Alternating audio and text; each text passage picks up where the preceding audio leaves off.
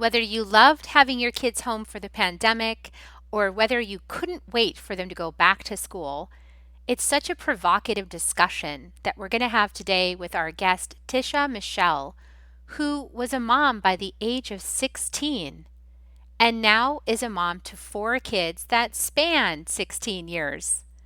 She has a lot to say about how she was taught by life and now helps her kids to be taught by life as well.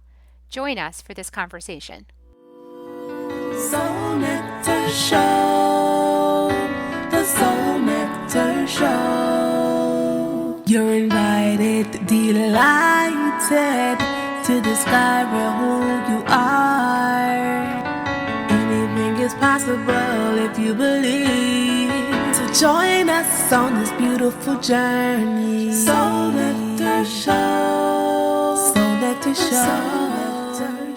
Hello and welcome to another episode of Soul Nectar Show, that show where we talk about all things essence, where we gather around the campfire and we share our stories of connection to that which is bigger than us, to the big mystery, the divine presence, those synchronistic moments that lead us inexorably towards where we need to be to evolve our consciousness, to do our soul's curriculum, whatever that is for each one of us. And the mystery of discovery of that is so potent and powerful. And I'm your host, Carrie Hummingbird. I love having these conversations. I love discovering and revealing and celebrating the wisdom of every single person and every life journey, every embodied experience as a soul and a human. I love celebrating that and the mystery of how everything interconnects and how we're led exactly where we need to be for the discovery and the revelation we need to have. And sometimes that journey involves a lot of pain and struggle. And we can get a little stuck there in that spot from time to time and wonder, why does life have to be so hard? Why do things have to be so challenging? Why do people have to be so mean? You might even have voices like, this isn't fair. And I understand all of that. And as we elevate our perspective into soul lens, we put our soul glasses on and we see through that lens, we might understand something radically different than we do from our human experience and seeing things from our human being. So today's guest is someone who has carried a story of struggle. Tisha Michelle is here with us. Welcome, Tisha. Thank you. Thank you so much for having me. Delighted to have you here. So Tisha, at the age of 6, she was moved to Virginia, raised by her grandmother for a short time, and then met her father, who also died shortly after that from HIV. And I don't know if you know this, probably not. My natural father actually also died of HIV. So I Oh, wow. understand that experience. And then by 16, Tisha was pregnant. And so she had a lot of obstacles in front of her, as we all know, anybody who's a mother. And to be a mother at 16, that's just a huge complication to your life. And what do? You've got little people to care for now. So lots and lots has happened. And today, what's interesting is how Tisha's a champion of social justice, for court-appointed special advocated voice for children. And she's the podcast host of Seeing with Your Soul. And I have been on that podcast, and I'll be sharing the link to that episode. And she's the founder of Heal, Align, and Glow, the creator of the HAG Network and a spiritual guide, a special spiritual guide, actually. We were going to be honest about that. So we're going to just start in with your story. And, I love this from your bio. Tisha Michelle is living proof that Black girl magic is real. And I totally believe that. So Me too. tell us about your story. I want to hear more. So it's so interesting when for you to read it back and stuff, and especially the part about my dad. And it was really interesting, and I'm glad you actually read that, because I really didn't have a feeling behind it. And so I'll tell you a little bit more about that. So like I said, my dad was never in my life. I didn't actually meet him per se until I was 14. So he was in my life for 2 years, and then he died, and he died from HIV. From that point all the way up until I'm 41 now, just turned 41. So I want to say maybe 39, I always lied about the family history. Like when you go to the doctors and stuff, I would say, "Oh, yeah, he died from cancer." Because, that's like, unfortunately, it's a common thing.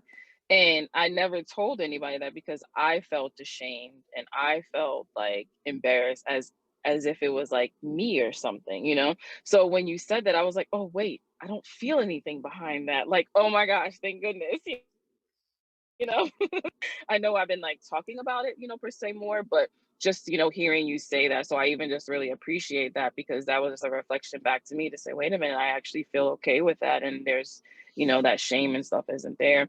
But yeah, so my mom, going back to like the story, I was raised by my grandmother for a while because my mom she was on drugs and my dad just wasn't in my life. He's just doing whatever he wanted to do, I guess, in that sense. So I was raised by my grandmother until a little bit later on, then my mom, finally, got herself clean and straight. And then we were, living with each other.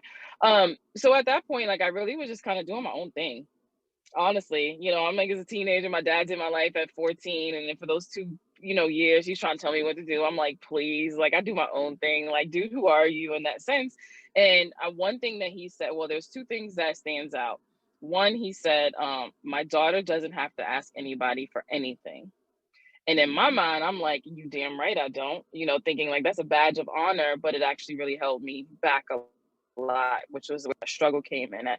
And then the second thing that stands out the most is that when he found out I had a boyfriend, he was like, you don't need to have a boyfriend. He said, because all you're going to do is drop out of school and have a baby. Ding, ding, ding. Guess who dropped out of school and had a baby?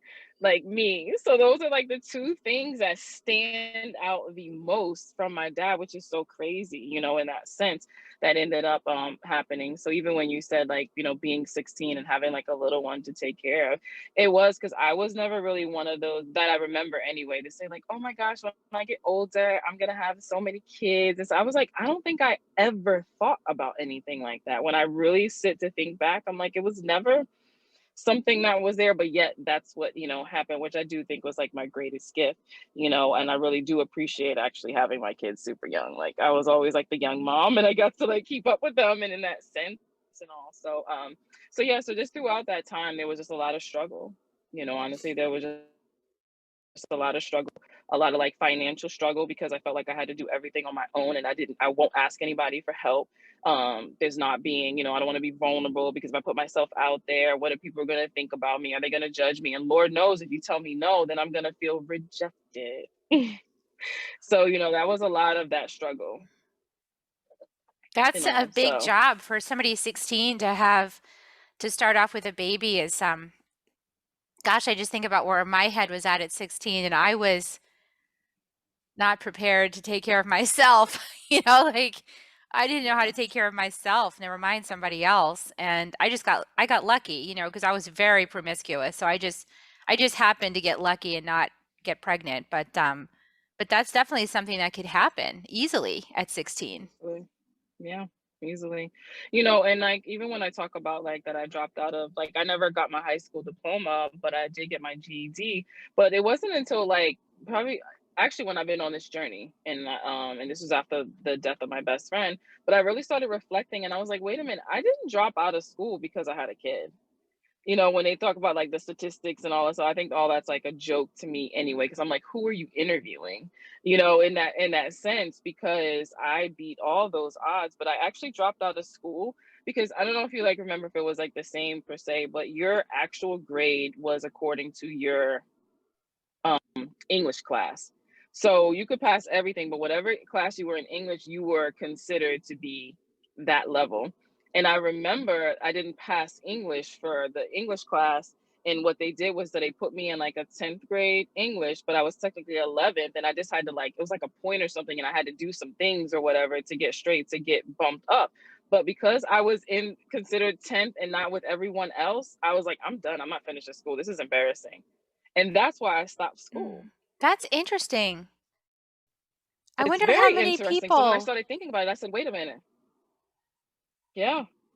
But it was really more so than when I really reflect deeper. That was because I was more concerned with what other people would think. Mm, That was a deeper thing behind it. So I was like, wait a minute, I didn't drop out of school because I was pregnant. I was still going to school. It was because I was like, yeah, I'm not going to be in a lesser grade than where my people are. Mm-mm. That's So so, crazy. yeah, it's hard. We have one child that really struggles with grades right now, and he just can't seem to get himself over the hurdle to, to get all passing grades. No matter how much attention is spent with him and no matter how much we do with him, he just still is blocked there for whatever reason. And we're kind of up against that little decision right now. It's actually a big decision. It's like, okay, are you going to continue forward with your classmates or are you going to be held back? And Mm, that seems like a really powerful lesson for him, and also, yeah, like you're saying, like it has all those social implications too of how are you going to feel about yourself if you're held back a grade? yeah. And when I think of it now in that sense where like so I have four kids and two of them finished, school and one graduated college and then the other one he graduated, they both graduated high school and the second one went to college and then was like, yeah, this is not my thing and he's really just going after what he's passionate about, which is amazing to me. And then my other two are homeschooled now. So I got such a taste of everything. And then when I really step back and think about it, I'm like, I really allowed the pressure of society when it comes to like their school system to determine what I was going to do with my life. Where in actuality, and this is no shade, this is just my belief and stuff, the school. I'm like, what are we really actually learning that we can actually do out here in life itself? It was so much of an emphasis on there. And I just really made a whole life decision based off of like, society saying with this school system and what that means. Like I could read, I could write. I know how to add, subtract, and multiply and stuff, but yet for whatever reason, I didn't pass enough to their standards in English that I was like, oh no, I'm just gonna stop school and just be done. I made like that big decision. It's just so crazy when I think about it though, like or how many other people are in a situation that might not have anything to do with school, but you're allowing society to dictate your future versus Yeah, based off of what you want. yeah, exactly. And how, where does self-worth come from? Where does your idea about your worth or your value or your direction in life? And I think that we have a lot of ideas about, at least I know, I grew up with lots of ideas about the path to success looks just like this. And if you don't follow this exact path to success, then you won't be successful and you'll end up, Yeah. having a less desirable life kind of thing. But then I did all that and I got to the other side of it. I have all the degrees and I have all the things and I got to the other side and I was like, I'm gonna walk away from all that and go do energy healing. And people thought, "Well, Hmm. you're crazy. Like you just given away your whole career and everything and you're just gonna like let it all go and you're gonna go into this thing that nobody believes in anyway." Right? Yeah. And so I feel like we find our own pathways to our Yeah. purpose. Oh, absolutely. And I know that was a big part, for me. It was just really the way that it came about. But I'm like, oh, it was actually a great decision. So when, we talk about like, they'll be like, oh, statistics say that if you had a kid early or young, like your kid will do the same. And that's partly it depends on the person. But my mom had me at 16 and then I had my daughter at 16. And I said, oh, hell no, it stops here. It stops here. So my oldest is 23, no babies yet, what I mean? Finished high school, finished college, and she started her own business. She's living in LA. And then like my son, so he hasn't been to jail. They say if you had a teen, boy, then he's gonna be like in jail. Nope, graduated high school. He's actually moved to Hawaii. Like he's 21. He's living in Hawaii. And then I had my third child who's 15, about to be 16. I was like, we gotta get over this thing. We gotta get over this to make sure that it changes in that sense. But really just looking at it in that sense, I'm like, I know it was all a part of my purpose. It's all a part of my purpose. It was just kind of the way that it happened, which is where we don't really expect these things to happen a certain way. And then like the universe has like another, your soul has another plan. It's like surprise, but it's, when I look back at it, I'm like, well, it was meant to happen. And I So don't regret anything. you found your way a different way than society's dictated path. And you're obviously doing well. I mean, you have your podcast and you do the work that you do with clients. So talk a little bit about how your path unfolded for you into what you're doing today. Okay, so the way that it actually really unfolded, so everybody always came to me for like advice and like, oh, you have the answers to everything. And I don't know, I just feel so safe to tell you this. And I used to be thinking that they were just weirdos. Strangers would talk to me, tell me their business. I'm like, that's so weird. Like, why would you do that? But I was feeling like that because I was very closed and private, and I would never talk, share any of my business with anybody, not even family. So that's kind of that's always been there. But not but however, in December 29th, 2017, my best friend Gloria, we were best friends for over 20 years, she went to sleep and she didn't wake up. So that was a natural, like, I mean, punch in my chest, my stomach, everything. And I was so confused. And I remember vividly one day, this is shortly after the service, and I was looking for something in my closet. And I was going to like get like tape or something, and I ended up touching something. And when I pulled it down, it was like the program from the service. I had extras, right? Because I had some up in my living room and I had extras. So I just started crying. And I was just like bawling my eyes out. And I was sitting on the floor. I was home alone, and I was just crying and crying and crying. And I just remember saying, like, there has to be more to life than this, because if this is it, I don't want to be here. And I always like to make it very clear that I wasn't suicidal, but I was questioning my existence because it just didn't make any sense. I'm like, how can you be 39, because she's 39, and just go to sleep and you just like don't wake up? We have all these plans, you have kids, you have a husband, you have a family. I'm like, this shit doesn't make no sense at all, because in my mind, for whatever reason, I thought we just get old, get sick, and then we die.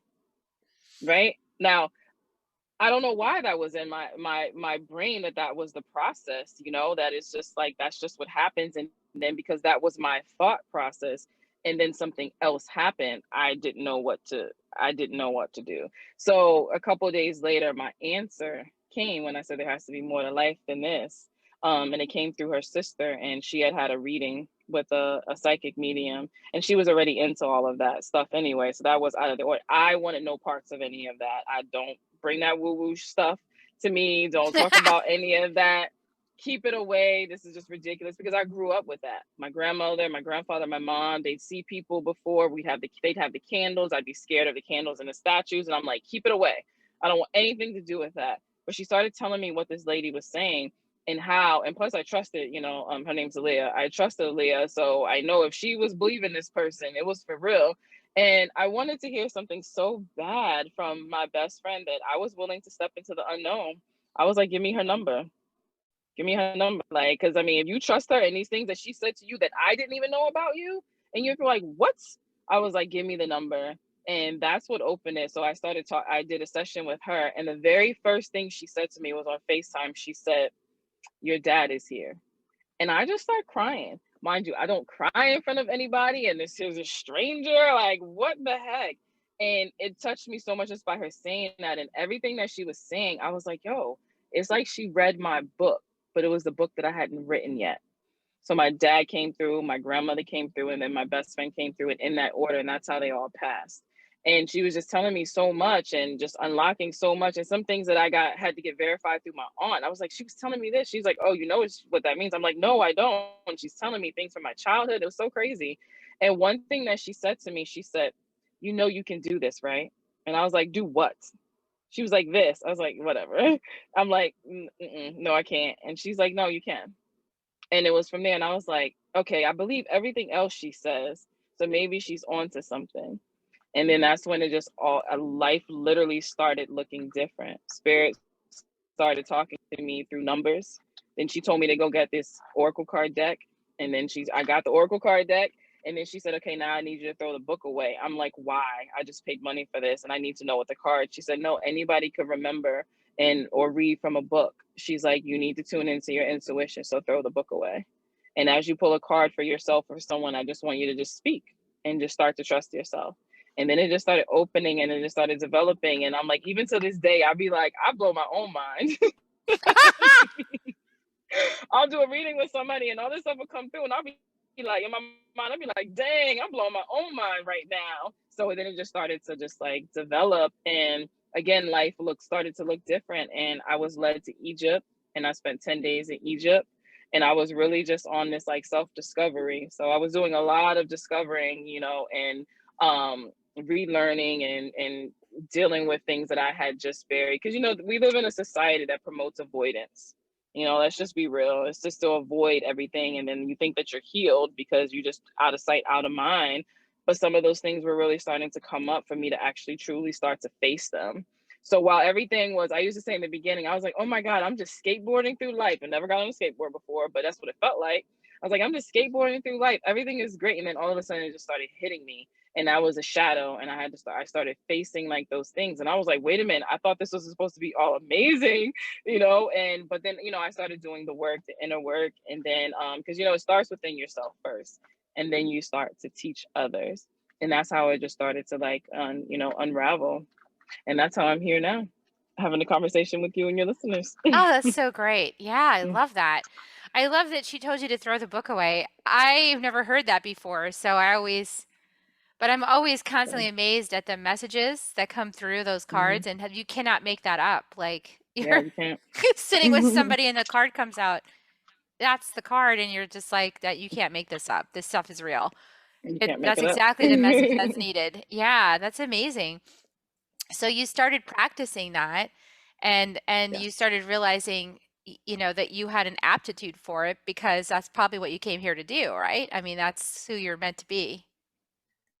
Absolutely. And I'm this modern day mystic, right? Because people think that it has to be like this woo woo and this flowing and this and that. I'm like, you're gonna probably see me in some Nikes, you know what I mean? Or you might see me in a long, maxi dress or something. But and I'm from Brooklyn, I had a kid at 16, my mom was this and that, but I'm in tune. And I look different than what you think it may be, but I'm so relatable. And now I understand why I went through so many things in my life, because experience is the greatest teacher. So that's how I could relate with other people.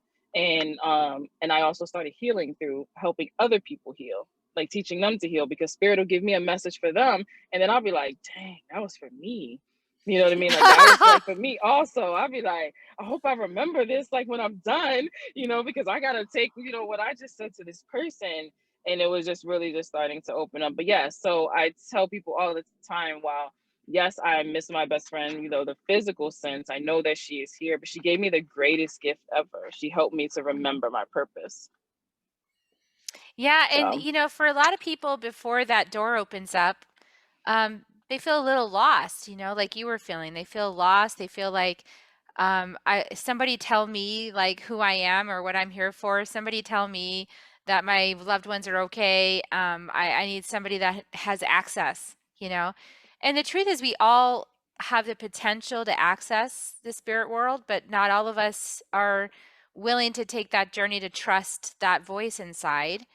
And so we need people like you. We all need different voices, different people, showing us that this is possible.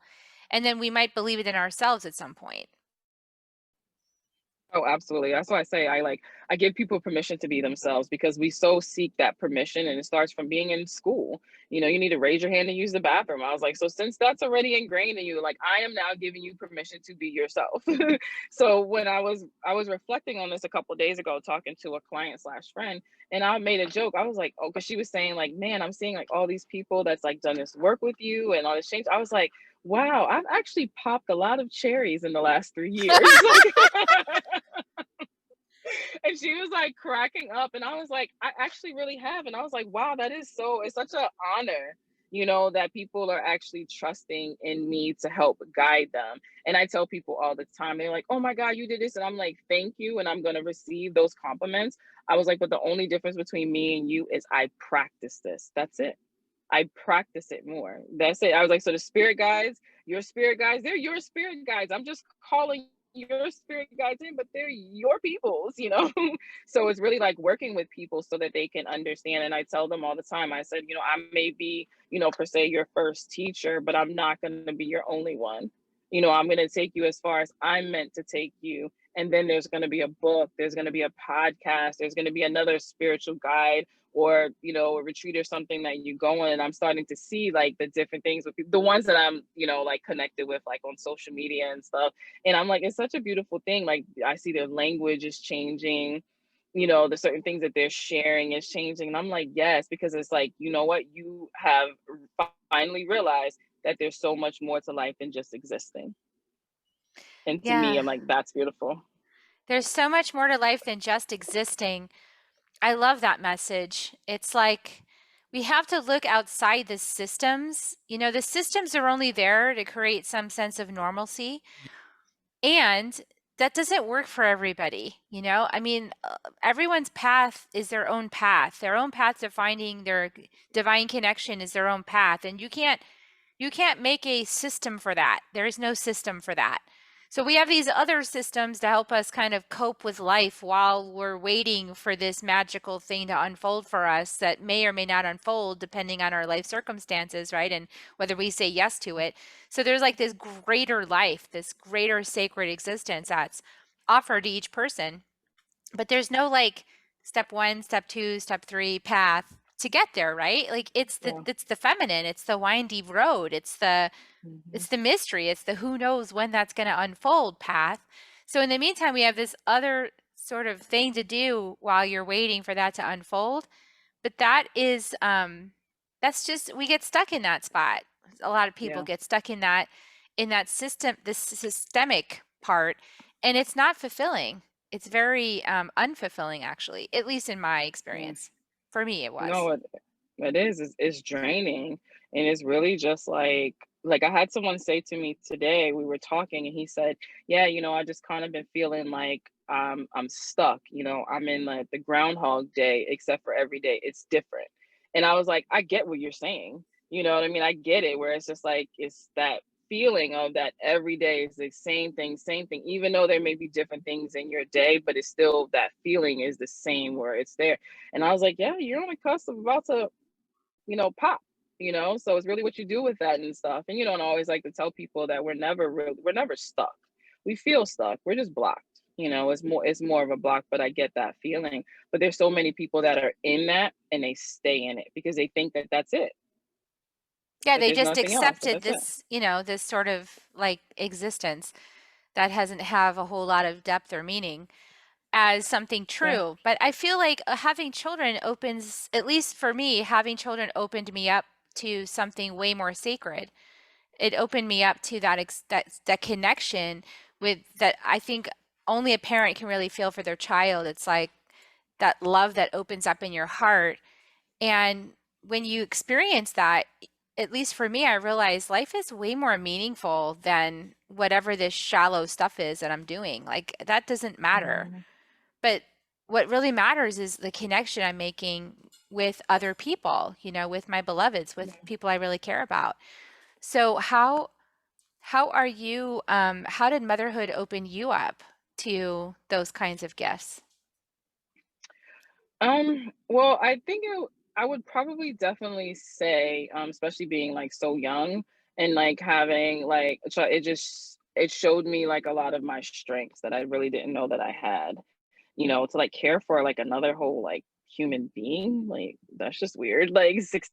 And it also taught me like um I don't want to say because I had to balance that out, but now I know that I'm the most important person in my life. I have to come first before my children so I can be able to take care of myself to be able to take care of them. But at that time and just having like having my child, it's just like, wow, okay, it's not just me that I have to think about. I have someone else to think about. So I feel like it just pushed me a little further, pushed me a little more to do things because it's like, wait a minute, somebody else is counting on me. So I think that has like a part. But then there was the misbalance of that where I just started to like only live for my kids. And that's where I had to say, wait a minute, and I didn't learn that until later on in life that, wait a minute, I'm not here just to live for my kids. I have to take care of myself so I can be able to continue to take care and be able to provide for them, allowing myself to get the burnt out and doing the things and not doing things that brought me joy because I had to stop and do things like for them. And then I was like, wait a minute, but if I get burnt out or I have a stroke or something, like who's going to take care of them? So that in also taught me to start to care about myself because I was a mother. So it was like the both parts. So like the first half was just like all about them. And then that's what it taught me about being able to care for someone. And then it opened me up to start to really start to care more about myself, because I'm like, wait a minute, the thought of if something was to happen to me now, like who would care for them? I was like, I don't like that. I Yeah, don't like that at all. So I started to care for myself. that's really powerful. I mean, I think it's important for every person to learn how to take care of themselves, and then certainly those who are serving others. It's like we have to learn how to do that. Otherwise, like you said, how are we going to be there to support others if we can't even take care of ourselves? And Yeah, I think having children is definitely one of those the pressure cookers that forces the issue of needing to be able to take care of yourself, and then model that for your kids, right? Because we have to absolutely. model, we have to be the demonstration. If we're just, I see so many moms that burn themselves out trying to do every little thing for everybody, and I was one of those moms. And Hmm. then, but if we're teaching and modeling for our kids the burnout cycle, instead of teaching and modeling Absolutely. them like how to take good care of ourselves so we can show up even better. Abs- Absolutely. Absolutely. So you have four, so that means that you have explored the variances in their personalities and how they need to be mentored differently, right? They all are different and they each have Mhm. their own pathways. And I heard you say that your last two are homeschooled. So talk a little bit about that decision process that you went through. So it was really so I have my youngest is 10, so he's 10. So I went girl, boy, girl, boy. So the 10-year-old, it was really more so because I was on a self-discovery, and I was awakened, and I was really starting to see like how the school system just really keeps you like the same. And it's not really teaching you per se like the life skills. And a lot of the things that was being taught into school was just like, I don't even use that. I don't even remember. I don't even use it now. But it really was what really triggered it was my 10-year-old, which he obviously wasn't 10 at the time, but he's really, really good in math. His numbers, he's just like amazing with his numbers. And I'm like, and the way he comes up with things, I'm like, how did you even do that? But his teacher had, said to me, he gets really bored because he finishes it quickly, that she recognized his gifts, which I was really appreciative of that. And she said she would have to give him additional work because he was already done. And he was just done. And she was like, in the way that he would come up and show it, she was like, I would be so amazed, like how did he do that? So again, I appreciate his teacher because she didn't say, oh, it has to be done like most teachers are, it has to be done this way, you got to show it this way. But she let him express it.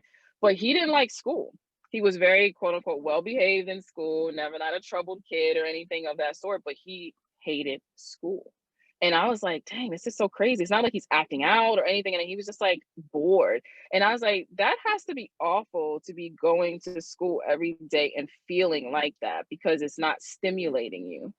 And I was like, he needs to be homeschooled and we need to let life teach him and let him explore the things that he needs to explore. And of course, to make sure he know how to read and write and add and multiply, but all that things. So we got calculators now, always on our phone, so I was like, I want to homeschool him. And I was super nervous about talking his dad was going to agree with it. I was like, oh my gosh. Like, okay, so I had this whole defense thing up together, and I was like, okay, let me get the nerve up to talk to his dad and say, would you agree to this? And I was like, okay, I got the nerve, and I said it to him. His response was, I don't care as long as I don't have to do anything. I was like, wait, what? I had this whole long list of like why, and I was ready to like, defend and all this and that. And he was like, yeah, messed your head up with that one. And I just started laughing, and I said, you know what? This is what it looks like when you're in alignment with what is really truly meant to be, because the things that you thought were going to be a barrier, spirit will take them away. And that was a big thing, was his dad. And he was just like, I don't care as long as I don't have to do anything, in that sense. And so that was what happened. So I pulled him out of school. And then my daughter, she was already going in middle school. I pulled her out the next, and that was her choice. She said she wanted to, and she wanted to like explore some other things. So I was like, okay, and let's do that. And it's been great. In that sense, it's really like giving them that space to be creative and to learn the things that they want to learn. I think what will be interesting is to see your two older children and how they um, get on in their lives with their own self concepts, and to see how it's different with your two younger ones getting on in life with their self concepts. Like two kids kind of going through the conditioning of school and 2 kids being at home and getting more flexibility to express and be themselves, and to see the relationship between, if there's any parallels or any patterns that you notice, because I got to think there's got to be some, right? I mean, you're giving them a chance to, the 2 younger ones, to really explore their own selves and to do it without a whole lot of external societal conditioning about how they should be or what they should do or anything like that. They're kind of skipping that part. They're not having the influence of that. Yeah. So my daughter, the 15-year, she's about to be 16 on the 20th. So she has some of that. So it's a little bit, like different. But my 10-year-old, because he was what, 7 or 8? Yeah, 7 or 8, at the time, and he's just such a free spirit. Like he's the one that's gonna be like, well, why? Like, no, I want to know why. Why are you saying that? Why is it that way? So he's, so it's great, like with him, because he doesn't have that. He doesn't have that, especially, when they're younger, they're so much closer to stores. So, they haven't really been, conditioned. And if anything, that conditioning would be coming from me or his dad, and we're very mindful of the words and the certain things that we say, and still give him that space to express himself as well as still being parents, in there. So yeah, it is going to be really interesting to really see. I was like, well, this kind of makes sense. I have 2 kids that went through the school system and 2, that aren't. I was like, it actually makes sense from like my purpose. Like I'm experiencing it all.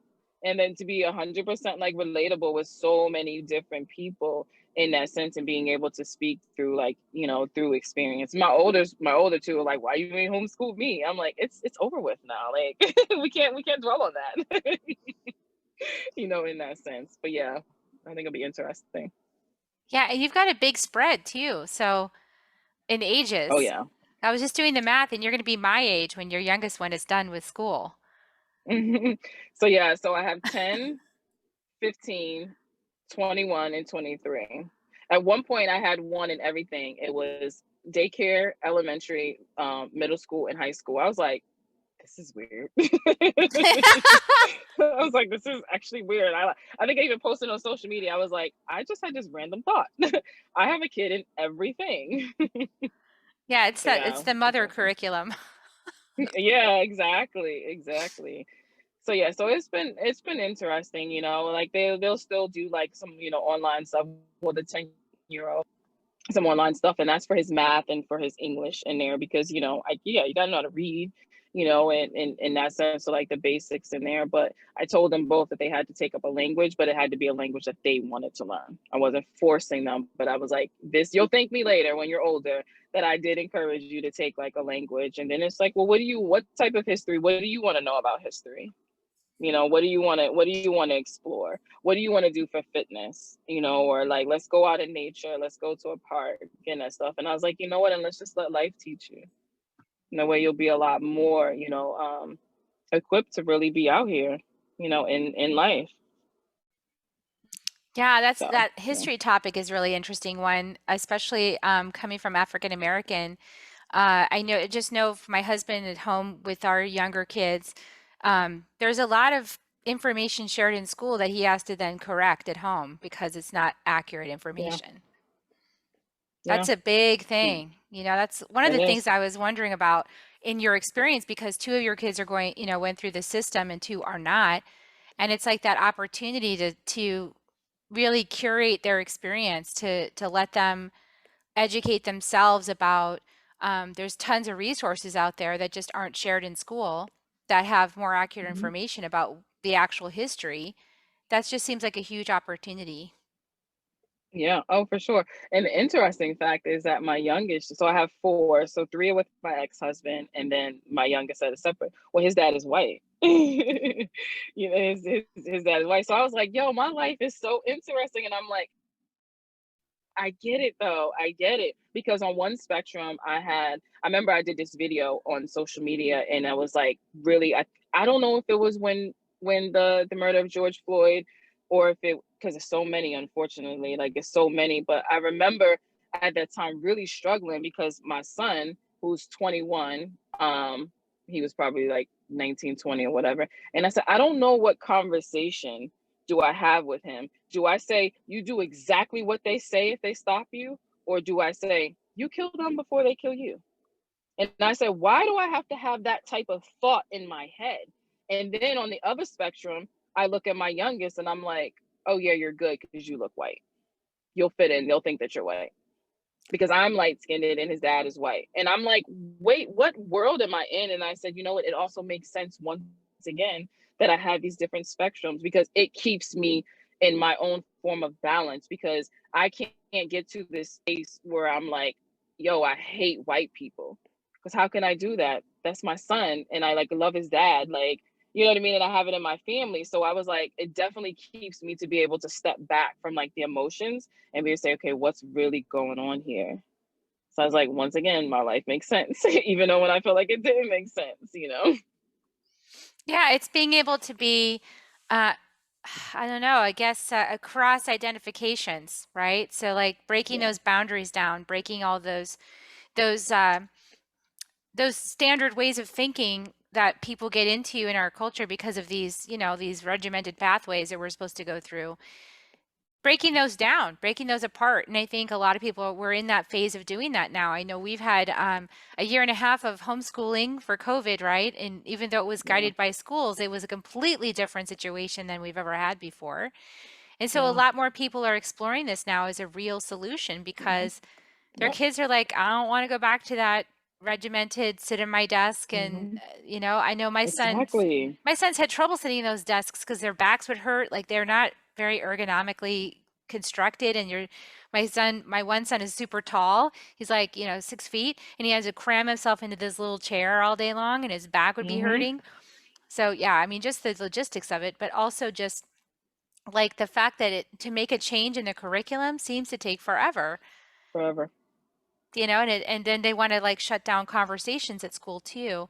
I'm in Exactly. Texas, and Governor Abbott, who has been just making a lot of what I consider to be huge gaffes and mistakes, has just now said, "Oh yeah, I'm going to pass this bill so you can't talk about racism in school." Well, that's really helpful to help people come together and have a way to talk to each other across cultures. Okay. Great. So now we're not Hmm. supposed to talk about it and act as if it doesn't exist. So, I Because mean, I that's the don't, agenda. and I get like, I get anybody who feels like I don't want my kid in that environment anymore. Yeah. And that's what I said is really, it's more so allowing life to really teach you. Because life is not, oh, we're just going to shut it out and you can't talk about it. This is real. This is real life. This is the reality. So how are you going to say, oh, the one place that our children are at the most out of a day, you're going to say we can't talk about what's life and what's actually happening? Make that make sense to me. Like to me, I mean that makes no sense like at all. And then they get out here and they're just like, wait a minute, there's racism. Wait a minute, there's people that's this. What do you mean? Because it's like, oh, I didn't learn that in school. Oh, I didn't know that this was this. Or even just to the Black History Month. Like, wait, what? There's some amazing dope Black people who have done some amazing things, and you're gonna get highlighted in just February. And I don't want my kids to think that it's not that big a deal. It's only then. This is what this is. Like, nah, I don't like that like at all. And especially even with my son, like I said, his dad's white. So you're gonna get both, in this sense, and I don't want to censor him from a reality that his older brother that he looks up to has to deal with. He's Black, like there's no hiding it. He's a Black man in America, that could have easily been the Trayvon Martin, in that sense. He wears hoodies, like it's a thing, and I remember when that was happening, I told him, I said, don't you dare wear your hoodie. I even told him, I said, even if it's raining, I don't care.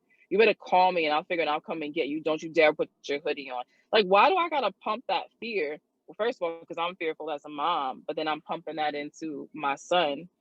It's a hoodie. Like, it's to protect you, if it is raining in that sense, or you just think it's cool, in there. So it was just really just like, it was just so much. And I'm like, yeah, I don't want my son to be, sheltered from this in a sense. Like, you need to know what this is just what it is.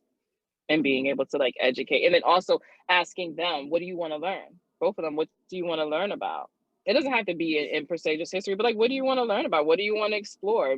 Maybe one day you want to do photography, and then 2 weeks later you're like, oh, I want to try this. Okay, let's do that.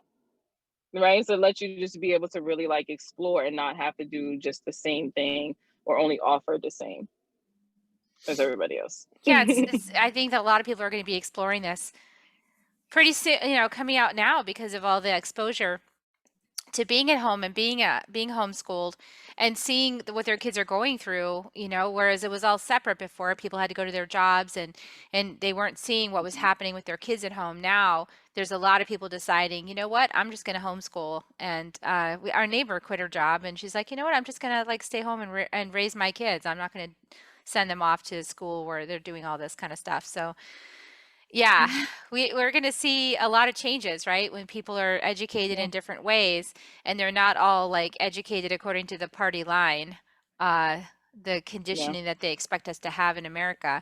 We're going to have, I think it's going to be pretty interesting to see how these generations come out and interact in society.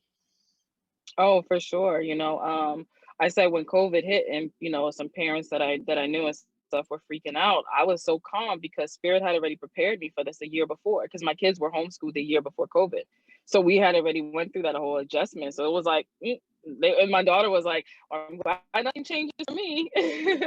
We were already prepared, a year before. And I was like, wow. I'm like, okay, yeah, but I know a lot of people. They're like now they're looking into the actual homeschooling and stuff. Where before it was like, I don't know how you could do that. Well, that's good. Like I wish yourself now. They're like, wait a minute, I can do this. I'm like, yeah, you can. Yeah, exactly. Like you can. You can. Well, awesome. So, how do people get started finding out more about what you do? I know that you have your podcast. Is that a good entry point for people to find out about you? Definitely, or connecting with me on Instagram because that's where I like to like hang out and have the most fun on IG.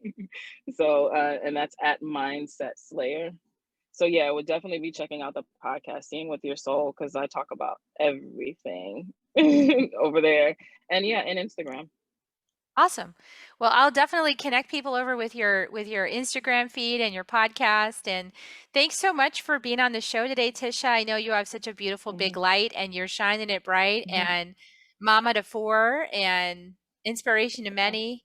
And I appreciate you coming on today and having a conversation with us. No, well, thank you for having me. I like that. Mama of four and inspiration to many. I'm gonna keep that. Thank you. You're welcome.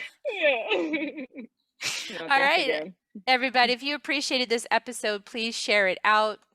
Like and subscribe Soul Nectar Show on iTunes or YouTube or wherever you find us, and give us a review because that's how people find more of these episodes and discover us and discover wonderful people that I interview, like Tisha Michelle here. And so give us a like and a share. And now I'm going to give kisses. Would you like to help me? We're going to give kisses. Here we go. Oh, just blowing kisses? Yeah. Okay, yeah. Sending love out into the world. Okay, everybody. Got your kisses now. I love you, and we'll see you next week on Soul Nectar Show. Bye for now. If you found even one gold nugget in this episode of Soul Nectar Show, will you do us a favor? Will you subscribe, like, and share this episode? Maybe even write a comment and let us know what you thought about it. We really, really want to engage with you at a much deeper level. Let's be part of community together. Have a great week, everyone. Bye for now. To dive in deeper to nourishing conversation, visit soulnectar.show. Soul Nectar Show. Awaken, awake, Nectar Show. Take a sip from the drip of nectar from the source of who you are. Soul Nectar Show. Yeah, yeah.